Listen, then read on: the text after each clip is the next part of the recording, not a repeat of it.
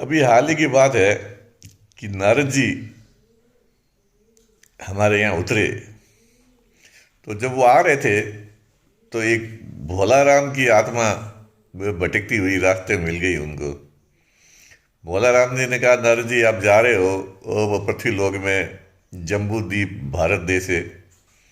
तो वहाँ एक मेरी पेंशन की फाइल अटकी पड़ी है, अभी तक मेरे कोई पत्नी को फैमिली पेंशन नहीं मिल पा रही है। तो ज़रा देखते हो ना वो किस लेवल पे चल रही है। तो नारद जी पहुंच गए साहब पेंशन विभाग में, और वहाँ जाके संबंधित बाबू से पूछा कि भाई एक भोला राम नाम का एक सरकारी कर्मचारी था जो नौकरी के दौरान मर गया था। उसकी पेंशन फाइल आपके पास में है, उसकी फैमिली पेंशन सैंक्शन हुई नहीं है, क्या है, किस लेवल पे है वो। तो वो बाबू भी नया नया भर्ती हुआ ही था, ज़्यादा कोई वो जब पुराना नहीं था। उस फिर भी वो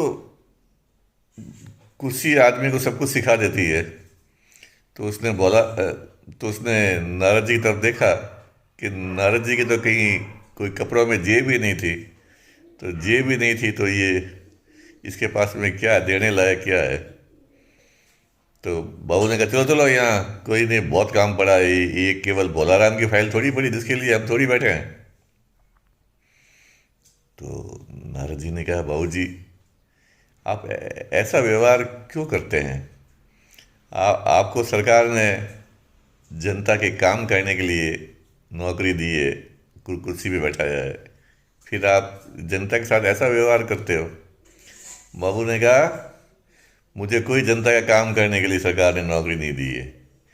कोई इलेक्शन पास में आ रहे थे और जनता बेरोजगारी बेरोजगारी चिल्ला रही थी, तब सरकारी नौकरियों की भर्ती निकाल करके और बेरोजगार को रोजगार देने के लिए मुझे नौकरी दी थी, और मुझे रोजगार मिल गया है, बस सरकार का काम पूरा हुआ। अब ये इसमें जनता का काम करने और नहीं काम करने वाली कहाँ से बात आ गई। नारद जी ने कहा, भाई घोर कलयुग है, अब देने के लिए मेरे पास में कुछ है नहीं, वो यहाँ से चलना ही ठीक है। और नारद जी वहाँ से चले गए। सर्दी बहुत पड़ रही है भाई। अब एक एक व्यक्ति था जिसका जन्म तो भारत में हुआ था, लेकिन उसने अपनी सेवाएं के जर्मनी में दी, और वो जर्मनी में ही मरा। तो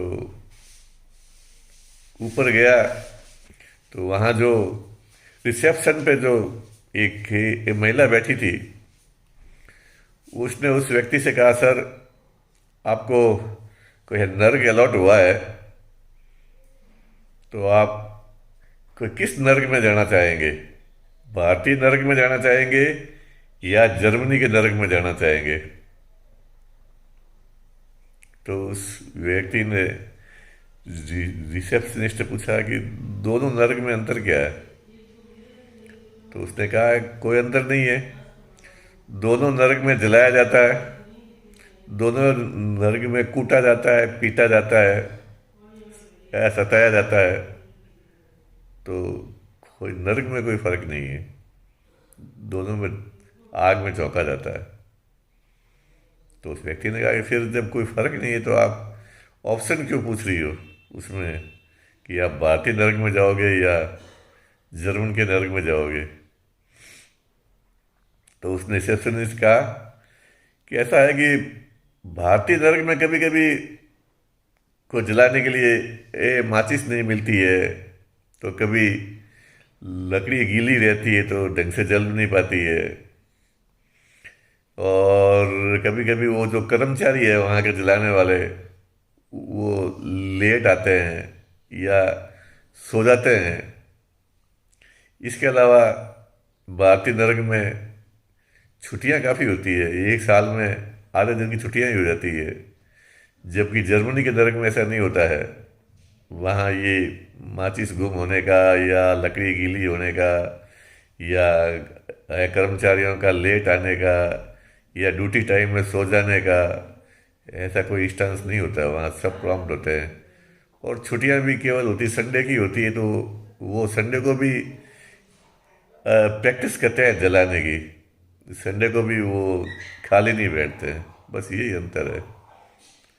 तो उस व्यक्ति ने कहा कि फिर तो भारतीय नरक ही ठीक है, आप तो भारतीय नरक में ही भेज दो।